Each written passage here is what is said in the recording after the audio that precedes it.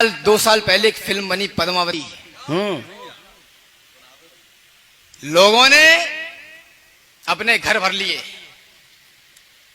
मैं 4 पंक्तियों में माता पद्मिनी जैसे पवित्र और बड़े विषय को बांधकर अपनी जिज्ञासा ठंडी नहीं करना चाहता था। मैंने एक खंड का भी लिखा, उसके हस्ताक्षर पर आप लोगों के बीच में करता हूं। सौभाग्य रहा, मेरी किस्मत अच्छी रही तो बहुत जल्दी वो किताब भी आप लोगों तक पहुंचेगी। स्वागत है।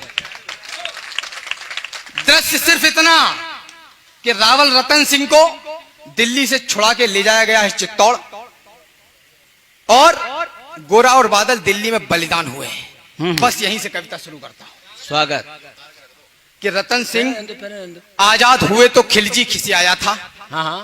घर में ही मिली पराजय के कारण वो तिल्लाया था। मेवाड़ धरा के कुछ सैनिक पिंजरे को तोड़ गए थे और मुगलियों की आंखों को लज्जित छोड़ गए थे। अरे गोरा बादल चचा भतीजे लाखों पर भारी थे। युद्ध कला के कर्तव्य उनके सचमुच तलवारी थे। बिना शीश के युद्ध लड़ा था, कथा अमर कर आए। जीत गई रजपूती और मुगलों के मुंड झुकाए। उधर नगाड़े बजे, इधर दिल्ली में मातम छाया, और अहंकारी खिलजी खुद में झल्लाया। अरे बोला सेना से मुस्तंडो जाओ और मर जाना, अपने बेहूदे चेहरे मुझको अब नहीं दिखाना। अरे दिल्ली जैसे बड़े दुर्ग की रक्षा ना कर पाई, चंद सैनिकों के हाथों घर में ही मुकी खाई। वो आजाद परिंदे से आए और उड़ा ले गए, तुम तलवार न खींच सके वो राजा छुड़ा ले गए।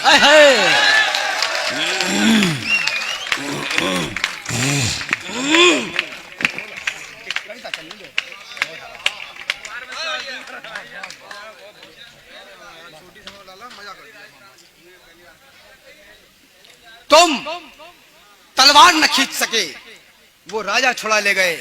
और ये एक बात बता दूं, ये पहला मंच है। एक गुजरात में अहमदाबाद के मंच पे मैंने इसके 2-4 से छंद पढ़े थे। रचना पूरी पहली बार पढ़ रहा हूं और विश्वास भी दिलाता हूं कि मैंने लिखी है। चलो, पंक्तियां तो पढ़ता ये हूं। थी। हाँ, उसने मुझको ललकारा है, मैं उसको ललकारूंगा। वाह। घर में घुसकर मारा है, मैं घर में घुसकर मारूंगा। अरे हाथी घोड़े सजवाओ, भाले बरछी उठवा लो, सारी तलवारें तीर कटारी पर धारे रखवा लो। कूच करो चित्तौड़ दुर्ग की घेराबंदी कर दो। जो आंखें पद्मिनी को देखें वो आंखें अंधी कर दो। अरे बूढ़े बच्चे विधवाओं पर रहम नहीं तुम खाना। वीरों से ना जीत सको तो छुपकर तीर चलाना। दबे पांव चित्तौड़ चलो तुम भनक न हो दुश्मन को। मैं गर्दन से दूर करूंगा रतन सिंह के तन को। तो खिलजी अपनी सेना लेकर पहुंचा उस माटी में, बलिदानी धरती के ऊपर मेवाड़ी घाटी में। एक मुश्त सेना को रोका, जोरों से चिल्लाया और कायरों के समूह को एक फरमान सुनाया। बोला सन्मुख दरवाजा तोड़ो, आगे घुस जाओ, मेवाड़ी मान पद्मिनी को मेरे सन्मुख ले आओ। जो ही सैनिक बड़े सभी का सहसा मन कुलाया। किला नहीं था सन्मुख, उनको काल खड़ा दिखलाया। सैनिक बोले माफ करो हम अंदर ना जाएंगे, है विशाल दरवाजा इसको तोड़ नहीं पाएंगे। अरे तोड़ पाए तो महाराज हम अपना कफन चलेंगे।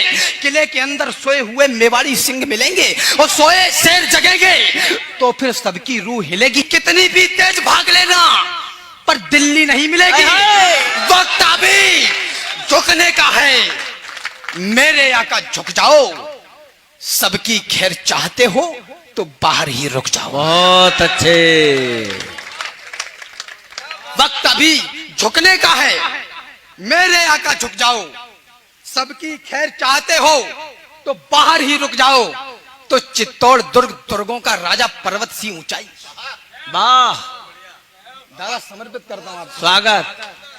चित्तौड़ दुर्ग दुर्गों का राजा, अंबर से ऊंचाई।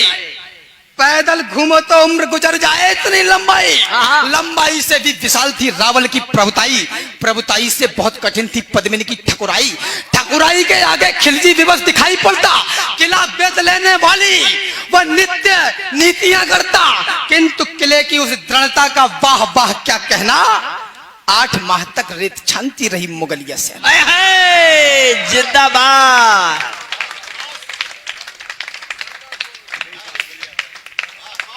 8 माह तक रेत छानती रही मुगलिया सेना। 8 माह तक रेत छानती रही मुगलिया सेना। दीवार दुर्ग की दधक रही थी दंगल के जंगल में। और दुष्ट दारुण दुख पाते मेवाड़ी मंगल में जिधर देखते थे केवल बस रेत दिखाई पड़ता, सन्मुख किला, किले सन्मुख रणखेत दिखाई पड़ता। सुनो सहस्त्रों शंकर का सम्मान किले के ऊपर और एकलिंग महादेव वरदान किले के ऊपर। किला किलेश्वर क्या कमाल था, कुशल कमान वही था। किला किला था, केवल किला किले का नाम नहीं। जिंदाबाद।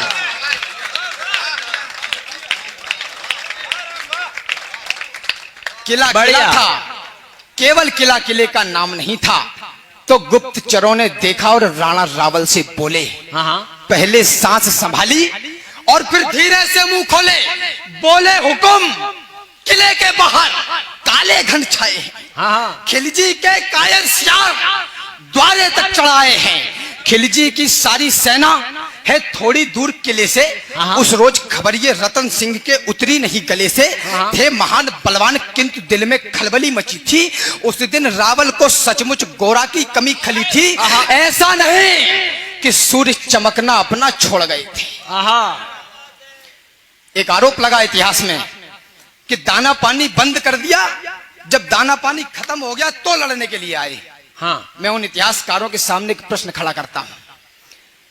बिना नेतृत्व वाली सेना, बिना राजा की सेना मेवाड़ से लेकर दिल्ली तक जाकर खिलजी के जबड़े से अपने राजा को छुड़ा के ला सकती है, गजब। तो वो 8 महीने दाना पानी खत्म होने का इंतजार नहीं करेगी। नहीं करेगी। तो दिन में किले जिंदाबाद। के पार निकल के आपका कलेजा चीर के हाथ में दे देगी। भाई वाह। ऐसा नहीं कि सूर्य चमकना अपना छोड़ गए थे, ऐसा नहीं वो लड़ मरने का सपना तोड़ गए थे, ऐसा नहीं कि शेर मांद में छुपकर बैठ गए थे, ऐसा नहीं मृत्यु के भय से चुपकर बैठ गए थे, ऐसा नहीं मुगल सेना का पहरा सख्त हुआ था, ऐसा नहीं कि ठकुराई का ठंडा रखता हुआ था, ऐसा नहीं कि राजपुताने में रणवीर नहीं थे, ऐसा नहीं कि रावल की तरकस में तीर नहीं थे, ऐसा नहीं कि उनकी तलवारों पर धार नहीं थी, ऐसा नहीं कि मेवाड़ी मिट्टी खुददार नहीं थे। गजब है यार।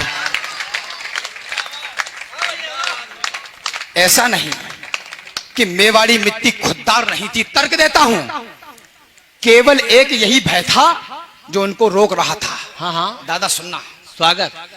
केवल एक यही भय था जो उनको रोक रहा था। मानवता का रक्त बहेगा ये डर टोक रहा था। हाँ पर्वत और युद्ध के किस्से और वैश्या का मुख, हाँ, हाँ, वो तो आक्रांता थे, उन्हें कहां दया क्षमा शील, क्या वो तो बस पेट भरो, चाहे बकरा काटो चाहे ऊंट। केवल एक यही भय था जो उनको रोक रहा था। मानवता का रक्त बहेगा ये डर टोक रहा था। पर्वत और युद्ध के किस्से और वैश्या का मुख, ये तीनों समुचित दूरी से ही देते सुंदर सुख। कथा युद्ध की सुनने में रमणीक लगा करती है, मगर समर्थल में सोणित की धार बहा करती है। बच्चे अनाथ होते हैं, बहुएं विधवा हो जाती हैं, तभी युद्ध की असली सूरत मित्र नजर आती है। तो यही सोचते थे रावल की अगर लड़ाई होगी तो ये सच है दुनिया में अपनी ठकुराई होगी, अपनी ठकुराई होगी तो हर जगह बड़ाई होगी, और बड़ाई की कीमत सचमुच योद्धाई होगी। खिलजी की सेना में है जितने भी लड़ने वाले, उनमें से ज्यादातर है भारत के रहने वाले, और भारत के रहने वालों से हरगिज नहीं लड़ेंगे जब तक युद्ध टले टालेंगे, तत्पश्चात लड़ेंगे। बहुत अच्छे, जिंदाबाद बेटे, कमाल वाला तर्क, वाह। जब तक युद्ध टले टालेंगे तत्पश्चात लड़ेंगे, जब तक युद्ध टले टालेंगे तत्पश्चात लड़ेंगे। तो सभा बुलाई गई और सारे मंत्री बुलवाए। सच्चे महारथी और योद्धा भी दरबार में आए। हाँ हाँ, कोई कहे शत्रु सन्मुख है, रावल देर न करना, और पड़ोसी राजाओं के लिए टेर मत करना। है सच्चा सूरवीर वही जो मारे या मरता है।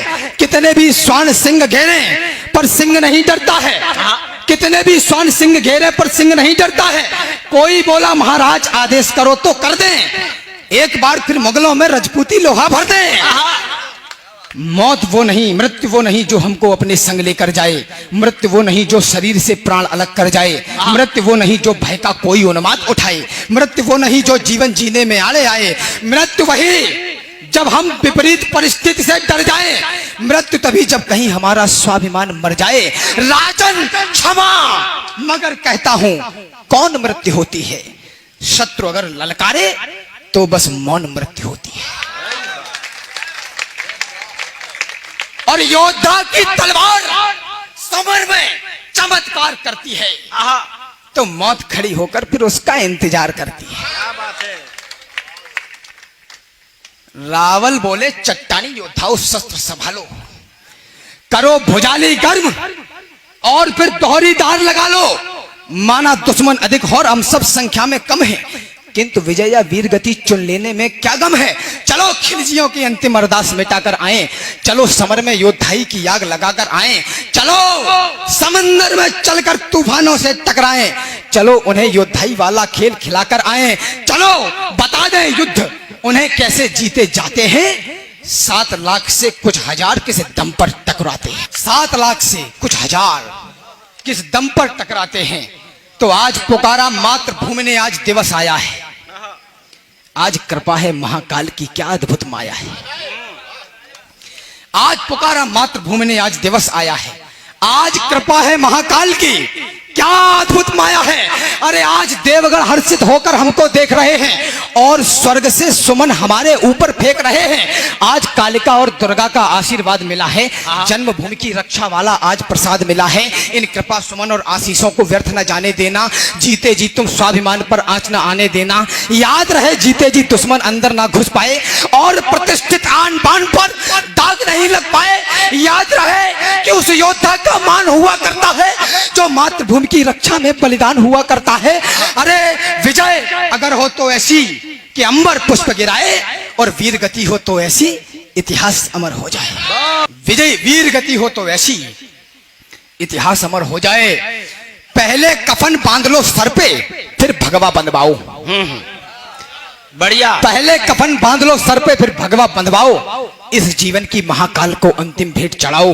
अंतिम बार नमन कर लेना वीरों इस माटी को, अंतिम बार नमन करना बलिदानी परिपाटी को, अंतिम बार भवानी के चरणों में भाल झुका लो, अंतिम बार सभी रिश्तेदारों को गले लगा लो, अंतिम बार करो दर्शन चित्तौड़ दुर्ग नाभी का, अंतिम बार करो आवाहन एक लिंग स्वामी का, अंतिम बार एक दूसरे को दे लो आज बधाई, अंतिम बार अंत तक लड़नी होगी तुम्हें लड़ाई।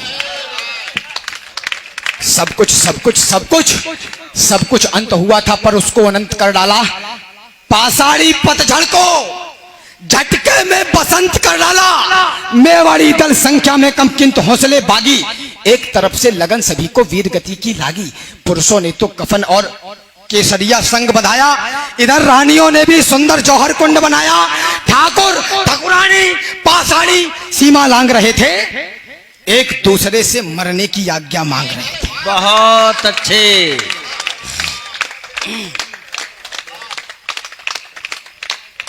ठाकुर ठाकुरानी पाषाणी सीमा लांग रहे थे, एक दूसरे से मरने की आज्ञा मांग रहे थे।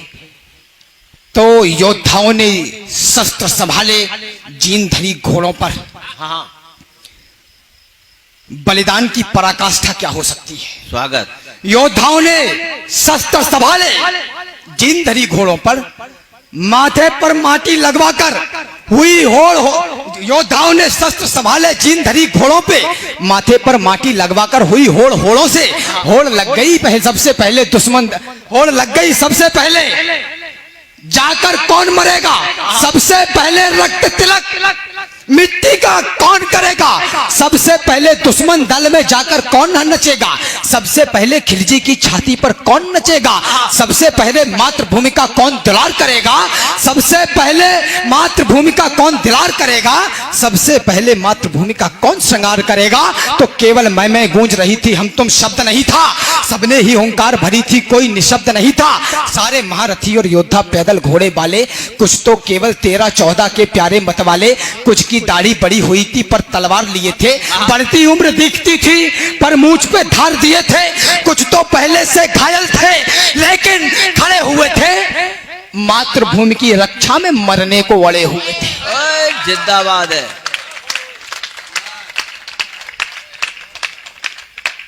दृश्य देखकर रावल की आंखों में पानी आया।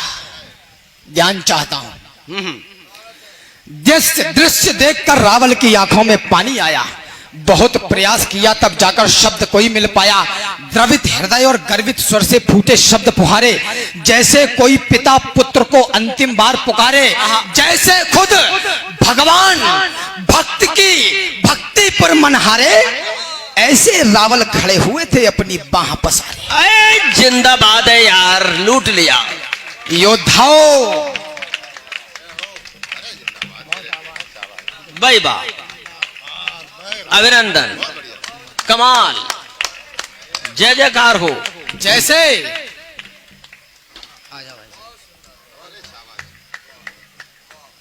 बस 5 मिनट और रहूंगा। अरे अब तो सवेरों निकाल देंगे लला।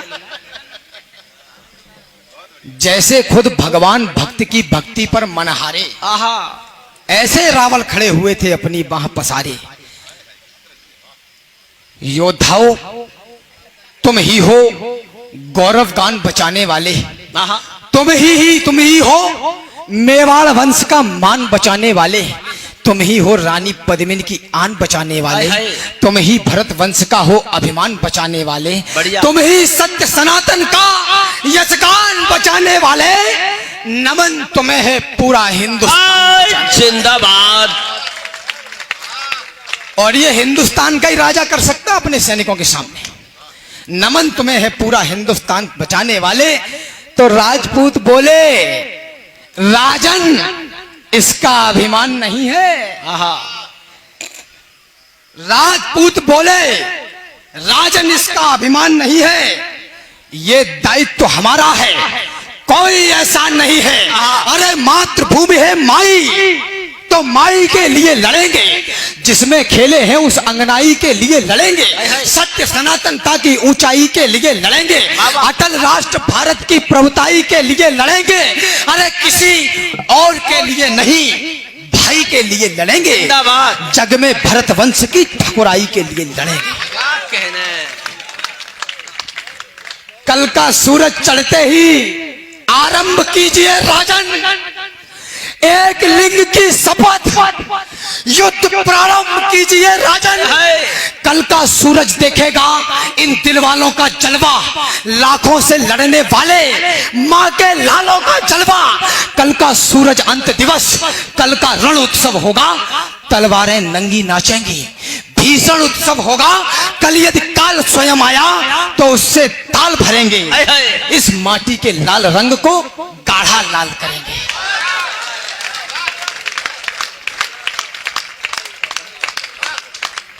फाटक खुले, किले भीतर से लावा फूट पड़ा था। फाटक खुले, किले भीतर से लावा फूट पड़ा था और मुगलियों पर भूखे सिंहों सा टूट पड़ा था। पद चापों से उड़ी धूल धरती को गगन बनाती, मातृभूमि की रक्षा का क्या अनुपम दृश्य दिखाती। हर हर महादेव की ध्वनि से गुंजित हुई दिशाएं, तभी अग्नि की तेज लपट से चलने लगी हवाएं। बड़े बड़े बड़े काल से हाथ मिलाने, सर पर कफन लपेटे, आज चले आखेट खेलने एक लिंग के बेटे। बहुत अच्छे। आज चले आखेट खेलने एक लिंग के बेटे। आसमान विष भुने हुए बाणों को उगल रहा था और काल भी तीव्र गति से जीवन निगल रहा था। योद्धा अपनी योद्धाई का कर्तव्य दिखा रहे थे। माटी और लाल होवे सो सोनित मिला रहे थे। उस रोज मौत रणभूमि में कईयों मौतें मरती थी, तलवार ढाल से टकराती थी, टंकारे भरती थी। उस रोज दामिनी भाले की नौकों से खेल रही थी और कालिका स्वयं स्वर्ग से रक्त उड़ेल रही थी। गजब है यार। रावल की तलवार चली तो बंद हो गई घड़ियां, चारों ओर बिछी दिखती थी रक्त सनी अंतड़ियां। कहीं कटे सिर पड़े, कहीं पर पड़े मांस के टुकड़े, कहीं रक्त से सने अंग फिरते थे बिखरे बिखरे। कहीं गजानन घायल होकर पस्त दिखाई देते, घोड़े कहीं बिना पैरों के त्रस्त दिखाई देते। कोई कहीं मृत्यु के भय से पवन समान बहा था, कहीं कोई दल हाथ पसारे सर को ढूंढ रहा था। तो स्वाभिमान की एक कथा रणमध्य गढ़ी जाती है। उधर किले के भीतर भी एक जंग लड़ी जाती है। शाका इधर उधर जौहर, क्या तालमेल अलबेला। मातृभूमि की रक्षा में क्या हुआ खेल अलबेला। स्नान ध्यान के बाद हाथ जब एक लिंग के जोड़े, लगी भवानी जब पहले थे लाल रंग के जोड़े। लाल रंग के जोड़ों संग लाल रंग के जोड़ों संग सारे श्रृंगार किए थे। वो सारे श्रृंगार माता ने अंतिम बार किए थे। पहला श्रृंगार आंख में जब काजल की धार लगाई, अश्रु छलकना पड़े, तभी लक्ष्मण रेखा बनवाई। दूजा श्रृंगार भाल पर माने जब बिंदी को धारा, ऐसा लगा माता ने मस्तक पर दिनकर अवतारा। श्रृंगार तीसरा होठों पर जब लाली को लगवाया, अंगारों से अदर हो गए, अग्निकुंड दहकाया। श्रृंगार चौथा श्रृंगार मात पद्मिनी का आज विश्व ने देखा, जब मां ने माथे पर डाली स्वाभिमान की रेखा। श्रृंगार पांचवा हाथों की मेहंदी से बोल रहा था, स्वाभिमान का रंग नई पीढ़ी में घोल रहा था। छठवां श्रृंगार कर्ण कुंडल मनमाने लटक रहे थे, जैसे कोई देशभक्त दीवाने लटक रहे थे। श्रृंगार सातवां नथनी क्या मर्यादा धार रही थी, उसके आगे पवित्रता भी खुद को हार रही थी। उसके आगे पवित्रता भी खुद को हार रही थी। श्रृंगार आठवां स्वाभिमान की रेखा ढांक रहा था और मर्यादा के दर्शन को बाहर झांक रहा था। क्या कहना है, बढ़िया, जय जयकार। श्रृंगार आठवां स्वाभिमान की रेखा ढांक रहा था और मर्यादा के दर्शन को थोड़ा झांक रहा था। तो सजी पद्मिनी माता संग 16,000 दीवानी। सजी पद्मिनी माता संग 16,000 दीवानी। तभी हवाएं लगी बोलने जय जय मात भवानी। चली आज अलौकिक ढंग से चित्तौड़ी ठकुरानी, चली आज आकाश छेदने स्वयं पद्मिनी रानी। अब तक रण में राजपुतानी खेल आपने देखा, लेकिन नहीं भुलाया जा सकता जौहर का लेखा। नहीं भुलाया जा सकता बलिदानी ज्वालाओं को, नहीं भुलाया जा सकता 16,000 माओं को, नहीं भुलाई जा सकती कन्याओं की अटखेली, नहीं भुलाई जा सकती वो दुल्हन नई नवेली, नहीं भुलाई जा सकती वो गर्भवती योद्धानी, नहीं भुलाई जा सकती है कभी पद्मिनी रानी। जिंदाबाद।